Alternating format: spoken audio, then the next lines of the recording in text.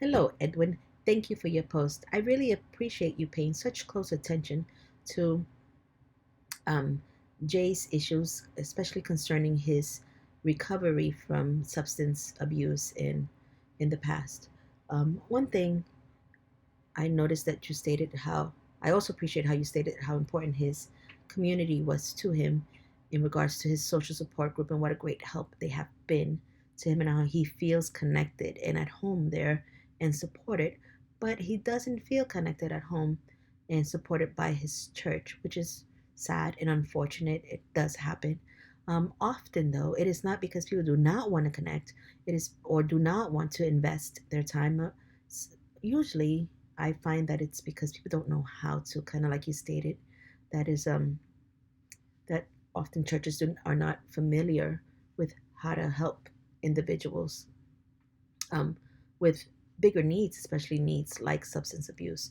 One thing I didn't consider, which I um, your video, I mean not your video, sorry, your post enlightened me on was him switching churches. One of, which is a viable consideration. However, it didn't cross my mind. Um, the reason I did not consider this was because in the African community, church and community is so important that changing community is not always going to be easy, or even a thought for them. I don't think so, at least. It's definitely something that a counselor could bring up.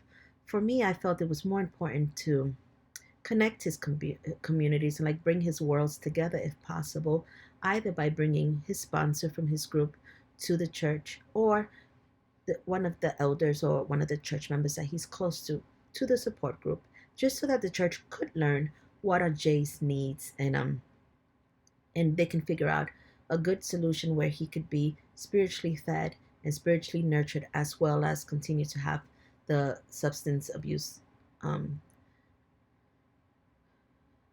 aspect taken care of by his sponsor or his buddy. I know another thing that Fakuyoma in Civic 1997 suggests is for us to really consider our own biases regarding other people's religions. I am a Christian, but I am not Baptist, so I know I do have biases regarding other religions. I try not to, but we all have some type of bias one way or the other. Um, so I think it's important for us as health professionals um, to really just go after examining our biases and being realistic with them with ourselves so that we do not present them before our clients. So once again, thank you for opening my eyes to some new potential things to do, like maybe changing churches would be a good idea for him. But also, depending on how long he's been in that church, I wanted to propose to you, is there another solution outside of leaving your church?